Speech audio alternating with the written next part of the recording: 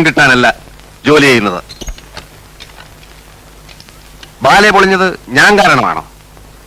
അല്ലെങ്കിൽ കീരിക്കാട്ട് തിയേറ്റേഴ്സിന്റെ ഏത് ബാലയാ ഇവിടെ പൊളിയാതിരുന്നിട്ടുള്ളത്? നാട്ടുകാർക്ക് കൊതി തീരെ കല്ലും ചെരുപ്പ് എറിയാനും കൂവാനുള്ള ഒരു പ്രസ്ഥാനമാണല്ലോ ഇത്.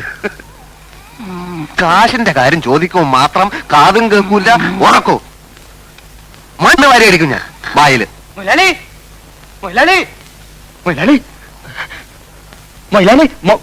ഉറങ്ങുക. കാശിനല്ല, ഒരു സന്തോഷ വാർത്ത. അണ്ണൻ വിളിക്കിറങ്ങി. എന്താണോ അണ്ണൻ വെളിയിലോട്ടിറങ്ങി വരി. നീ പന്തക്കണ്ട തെരിച്ചാലി പോലും നിമിരിക്കാണ്ട് കാര്യം പറ. പിന്നെ പറഞ്ഞു. അന്ന് ഞാൻ പറഞ്ഞില്ല എനിക്ക് 500 രൂപ എന്ന സുരേഷ് മേനു സാറ് അങ്ങരുടെ കാറില് രോഹിണി, നമ്മുടെ രോഹിണി. എന്താ രോഹിണി കൊണ്ട് തല വെച്ചോ കാറിന്റെ? അല്ലല്ല, ആ കാറിലാണ് രോഹിണി ഇപ്പൊ വന്ന് ഇറങ്ങിയത്. മുടിപ്പര അമ്മയ്ക്കാണ് സത്യം. എന്റെ കാശ് ഇപ്പൊ വരി വരി അണ്ണ, വീടല്ലേ വെക്കം വരി.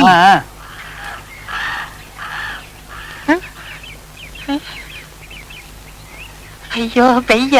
അല്ലല്ല, കിടക്കണ. എന്റെ മുടിപ്പര അമ്മച്ചിയാണ്, കണ്ണ് ദൃഷ്ടിയാണോ ഞാൻ കണ്ടേ. ഒരു വെള്ള ബെൻസ് 555 വലിക്കുന്ന. അയ്യോ ഇത് വലിക്കണല്ല, ഓട്ടിക്കണ കാറ് മുതലാളി. എന്റെ മുതലാളി എവളെങ്ങനെ അതിന്റെ അകത്ത് കയറി വിട്ടത്? നീ വല്ല സ്വപ്നം കണ്ട? അല്ല, കേട്ടോ ശരിയാണോ? എന്തായാലും കേട്ടോ ശരിയാണോ? ഇവിടെ കാറിൽ ഇറങ്ങുന്നു. ഇറങ്ങിയെങ്കില് ഇപ്പൊ ഷുവറായില്ലേ ഓള് പോക്കാണെന്ന് നമ്മൾ ആദ്യം പറയുമ്പോ ആരും വിശ്വസിക്കില്ല. ഇതിന്റെ സത്യാവസ്ഥ ഒന്ന് അറിയണമല്ലോ. എന്തൊരു സത്യാവസ്ഥ, പെണ്ണ് കയറി കൊളുത്തി പ്രേമം. ഇത് അഡ്ജസ്റ്റ്മെന്റ്. കിട്ടാത്ത മുന്തിരിങ്ങ പുള്ളിക്കും. എന്നാലും പെണ്ണ് പുളിങ്കൊപ്പി തന്നെ കയറി പിടിച്ചൂട്ടല്ലേ. ഇപ്പൊ ഇവിടെ ഒരു കാറ് വന്നത് പോയോ? വെയ് വെയ്.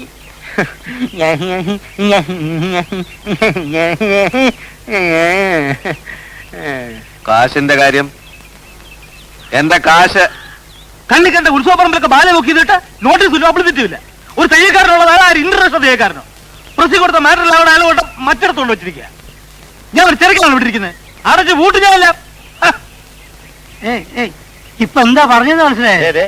കാശ് കിട്ടൂല, പുതിയ ടെക്നിക്കാ. ഉറക്കമില്ലേ അതിന്റെ 2ാം ഭാഗം.